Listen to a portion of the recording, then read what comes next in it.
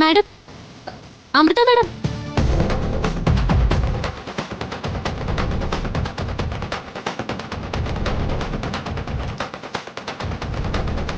Amrita madam.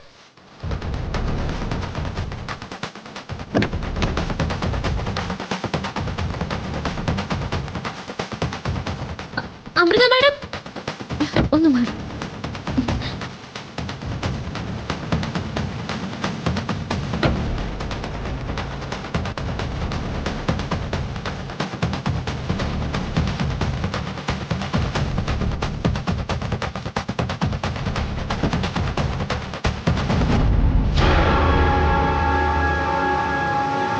Amrita madam, ഞാൻ വിളിച്ചത് കേട്ടില്ലേ? ആ, മോളായിരുന്നോ? ഞാൻ തൊഴാൻ വന്നതാ. അമൃത മാഡം മ്യൂസിക് സ്കൂളിലോട്ടല്ലേ? ഞാനും വന്നോട്ടെ?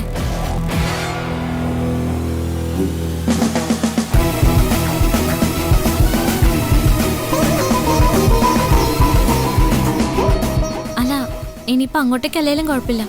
എന്നെ വഴിയിലൊന്ന് ഇറക്കോ? അല്ലെങ്കിൽ ഞാനിവിടുന്ന് നടക്കണം.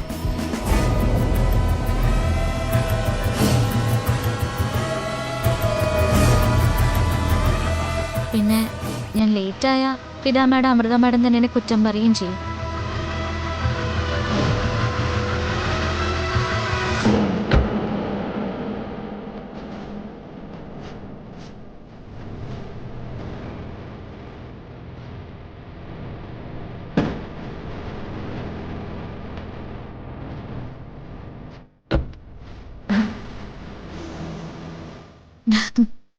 രക്ഷപ്പെട്ടു.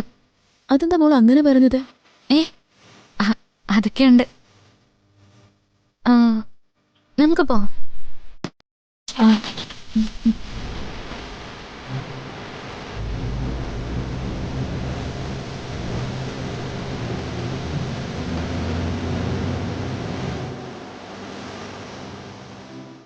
ശ്യാമയെ യഥാർത്ഥ രൂപത്തിൽ ഇന്നുവരെ അവൾ കണ്ടിട്ടില്ല. ഈ യാത്രയിൽ അത് സംഭവിക്കുമോ? പറയാൻ പറ്റില്ല മാഡം. ശ്യാമയാണ് പെറ്റമ്മയെന്നറിഞ്ഞാൽ അതോടുകൂടി മാഡത്തിന്റെ കാര്യം തീർന്നു. അവൾ അങ്ങനെ പറയില്ല. ശ്യാമ അവൾക്ക് മുഖം കൊടുക്കില്ല. അമ്പലത്തിന്റെ നടയിൽ നിന്ന് അവളെ കൊണ്ട് സത്യം ചെയ്യിക്കാന്ന് വിചാരിച്ചത്. ദൈവങ്ങളൊക്കെ അവളുടെ കൂടെ.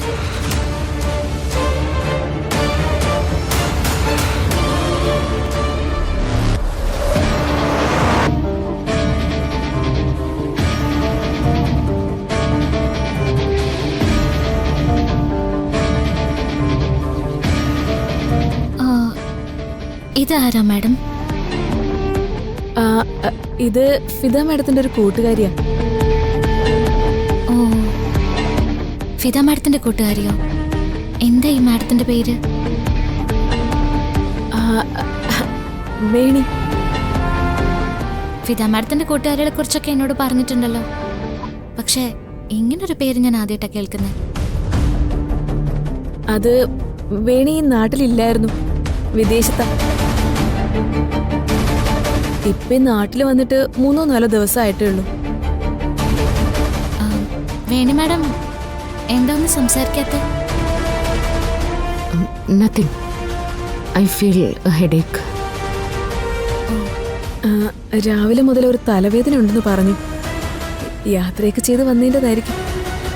മാഡം പ്രസാദം നെറ്റിയിലിട്ടില്ലേ? പിന്നെ ക്ഷേത്രത്തിൽ പോയ പ്രസാദം ഇടാതിരിക്കോ? അല്ല, ഭഗവാനെ നന്നായിട്ട് ധ്യാനിച്ച പ്രസാദം നെറ്റിയിലിട്ട് കഴിഞ്ഞാല് തലവേദനയൊക്കെ അങ്ങ് പോയിക്കോളും.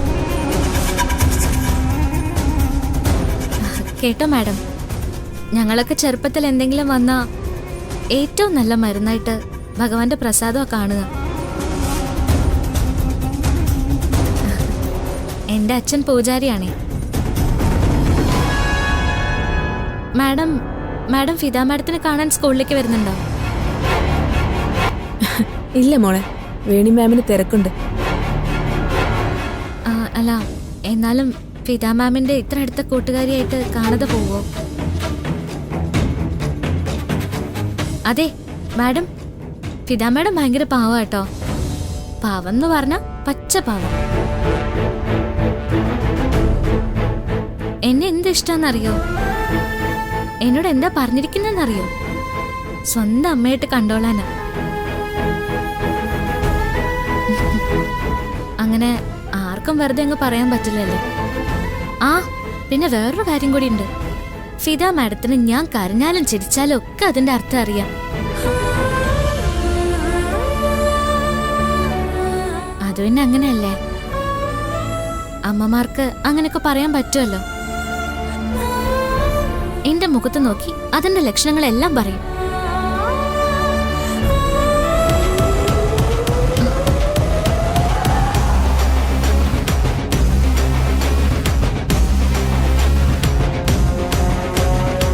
അല്ല മാഡം, എന്തിനെങ്ങനെ മൂടി പൊതിച്ചിരിക്കുന്നെ?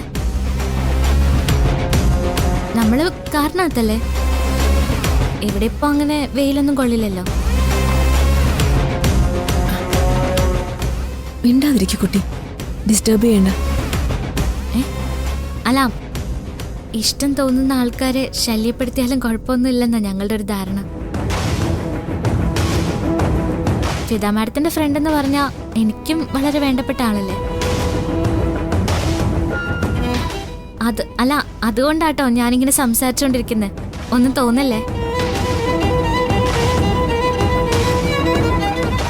ഞാൻ ഇത്രയൊക്കെ സംസാരിച്ചിട്ടും ഈ മാഡം എന്താ ഒന്ന് തിരിഞ്ഞു നോക്കാത്ത? അഹങ്കാരമായിരിക്കോ? ഫിദ മാഡത്തിന്റെ കൂട്ടുകാരിയല്ലേ, അങ്ങനെയൊന്നും ആയിരിക്കില്ല. മോളെന്തായി ചിന്തിക്കുന്നത്? ഒന്നുമില്ല. ഞാൻ കരുതിയത് മ്യൂസിക് സ്കൂൾ വരെ ഫിദ മാഡത്തിന്റെ ഫ്രണ്ടിനോട് സംസാരിച്ചു പോവാന്നാ. പക്ഷേ അവിടെ എത്തട്ടെ കുട്ടി. അവിടെ എത്തിയാല് എനിക്ക് മാഡത്തോട് സംസാരിക്കാല്ലേ? മാഡം നാട്ടിലെവിടെയാ? ചെങ്ങന്നൂരാ. വേണി മാഡത്തിനോട് എന്ത് ചോദിച്ചാലും അമൃത മാഡം ആണല്ലോ മറുപടി പറയാ. ഇതെന്താ കോൺട്രാക്റ്റാ? അല്ല, ഞാനീ ചോദിക്കുന്നൊന്നും ഇഷ്ടപ്പെടുന്നില്ല അല്ലേ? എന്നാ ഞാൻ മിണ്ടുന്നില്ല.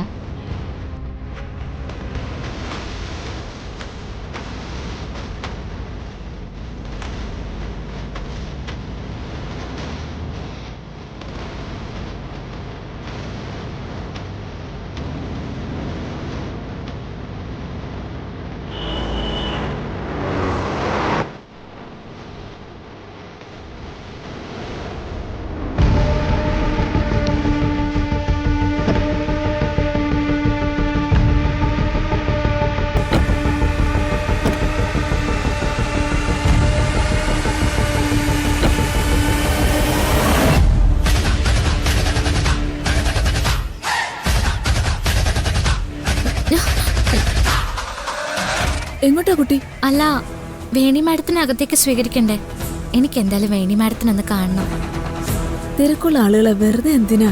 അല്ല, ഇനി എവിടെയെങ്കിലും മാഡത്തിനെ കണ്ടാ തിരിച്ചറിയാൻ വേണ്ടിയല്ലേ. ഞാൻ മാഡത്തിനെ കണ്ടെന്ന് കരുതി ഒരു കുഴപ്പം ഉണ്ടാവില്ല. വണ്ടി വിടാ, പോ, വേഗം പോ.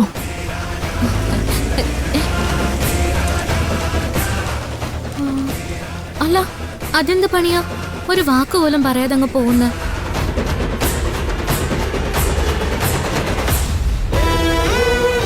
വേണിക്ക് ഒരു ഡോക്ടർ അപ്പോയിന്റ്മെന്റ് ഉണ്ട്, അതുകൊണ്ടാ തിരക്കിട്ട് പോയത്. എന്നാലും കഷ്ടായി പോയി. നോക്കിക്കോ, ഫിദ മാഡത്തിനെ കാണുമ്പോ ഞാനത് പരാതിയായിട്ട് തന്നെ പറയും. ഫിദ മാഡത്തിന്റെ കൂട്ടുകാരി എന്ന് പറഞ്ഞാ എനിക്ക് സ്വന്തമല്ലേ. എല്ലാവരും ഒരേ രീതി ആയിരിക്കില്ല മോളെ. ഫിദയുടെ രീതികൾ വേറെ, വേണിയുടെ രീതികൾ വേറെ. എനിക്കൊന്നും മനസ്സിലാവുന്നില്ല. അല്ലെ തന്നെ ഞാനെന്തിനെ തിരക്ക് കൂട്ടുന്നേ? ഫിദ മാഡത്തിന്റെ ഫ്രണ്ട് എന്ന് പറഞ്ഞപ്പോ എനിക്കൊരു കൗതുകം തോന്നി. അത്രയ്ക്കും വലിയ ഗർവാണെങ്കിലേ അവര് പോയിക്കോട്ടെ. അല്ല പിന്നെ വാ.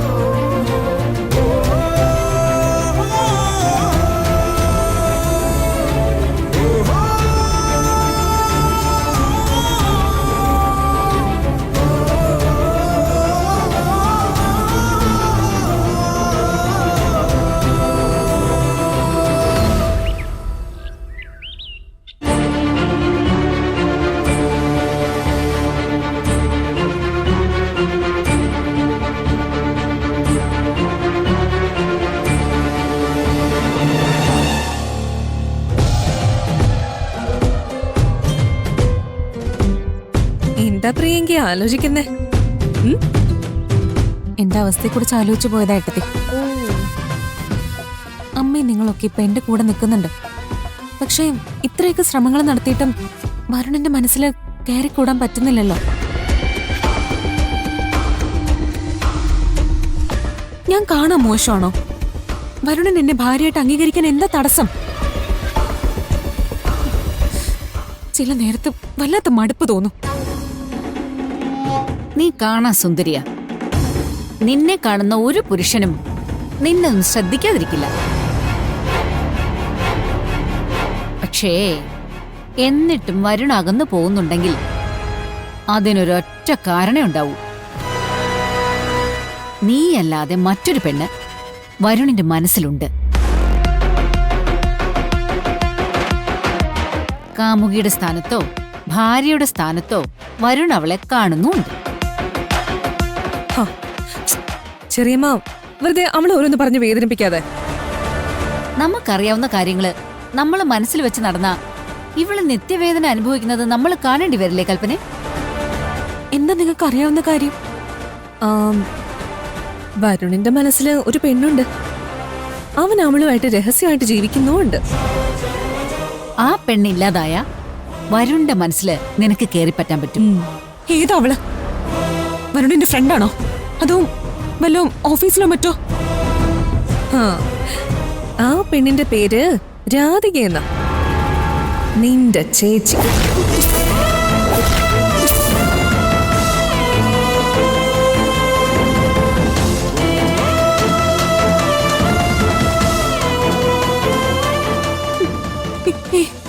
നിങ്ങൾ വെറുതെ പറയാ.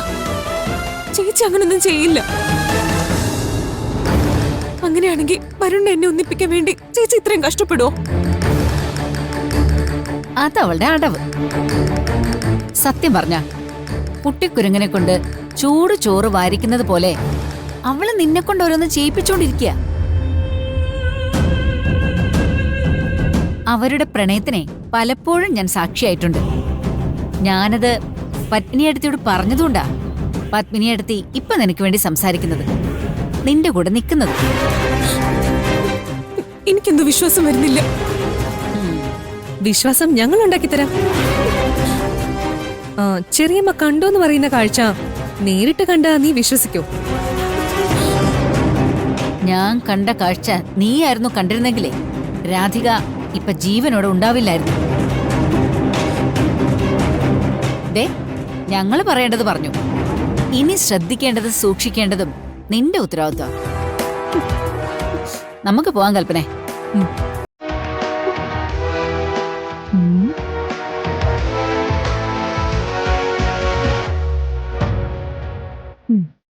പ്രിയങ്ക, നീ ഒരു കാര്യം മനസ്സിൽ വെച്ചോ.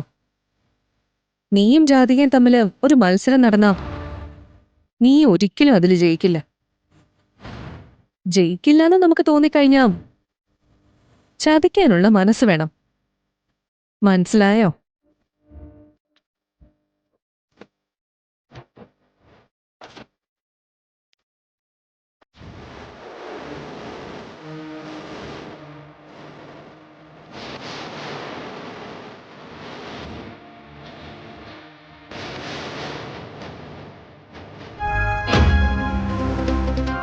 പെട്ടെന്ന് അവൾക്ക് ഉൾക്കൊള്ളാൻ പറ്റിയിട്ടില്ല അല്ലേ ചെറിയ?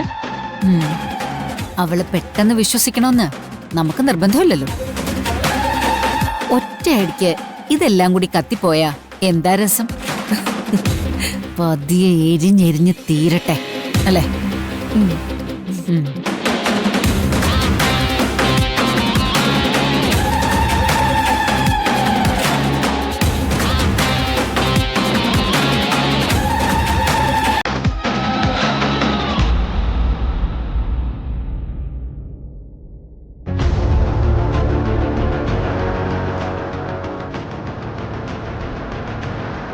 എടുത്തേ, എന്തെങ്കിലും കുഴപ്പമുണ്ടോ?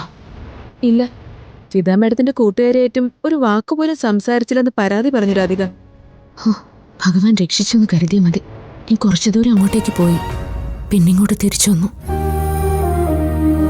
ആ എടുത്തേ, മൂക്ക് പുഷ്പാഞ്ജലിയുടെ പ്രസാദം ചേർത്ത് കൊടുക്കണേ. അതൊക്കെ ഞാൻ ചെയ്തോളാം. ശ്യാമ പോയി വേഷം മാറ്റ്.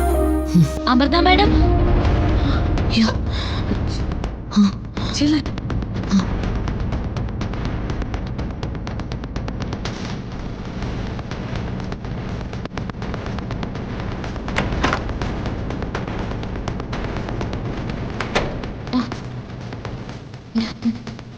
ഫിദ മാഡം എവിടെയാ? ടോയ്ലറ്റിലാ. ആ, ഫിദ മാഡത്തിനെ കണ്ടിട്ട് വേണം എനിക്ക് ആ വേണി മാഡത്തിനെ കുറിച്ച് ചിലത് പറയാൻ.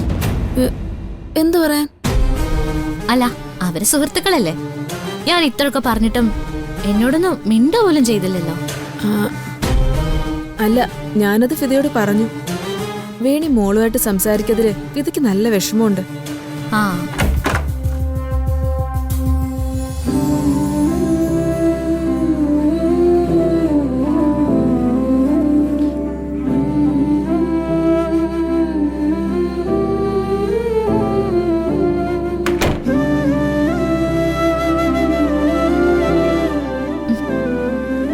മാഡം, ഫിദ മാഡം എന്നെ സ്വന്തം മോളായിട്ടാ കാണുന്നേ. വലിയ സ്നേഹാന്നൊക്കെ ഞാൻ വേണി മാഡത്തിനോട് പറഞ്ഞു. ഒരു വാക്ക് പോലും എന്നോട് മിണ്ടിയില്ല. അവളങ്ങനെയാ മോളെ, അധികം സംസാരിക്കാറൊന്നുമില്ല. ആ, അധികം സംസാരിക്കില്ല. എന്നാലും കൂട്ടുകാരിയുടെ മോളോടൊന്നും മിണ്ടാലോ. ശ്ശോ, പോട്ടെ മോളെ. അമ്പലത്തിലെ പ്രസാദമുണ്ട്, ഞാൻ ഇട്ട് തരട്ടെ? ഇതാ വേണി മാഡത്തിന് വേണ്ടി കഴിപ്പിച്ച പുഷ്പാഞ്ജലിയുടെ പ്രസാദല്ലേ, എനിക്ക് വേണ്ട. അങ്ങനെയൊന്നും പറയല്ലേ മോളെ.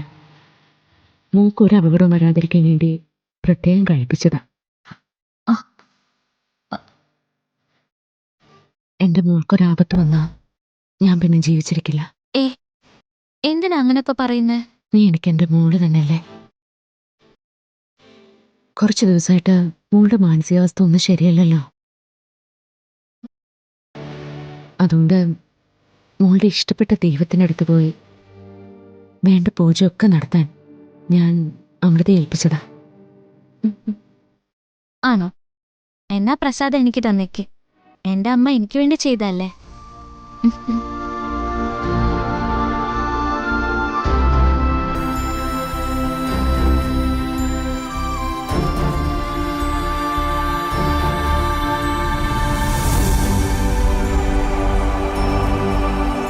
അതെ, എന്നെക്കുറിച്ച് അങ്ങനെ അധികം പേടിക്കൊന്നും വേണ്ട കേട്ടോ. പ്രാർത്ഥിക്കാനും കാവലിരിക്കാനൊക്കെ എനിക്ക് അമ്മയുണ്ടല്ലോ.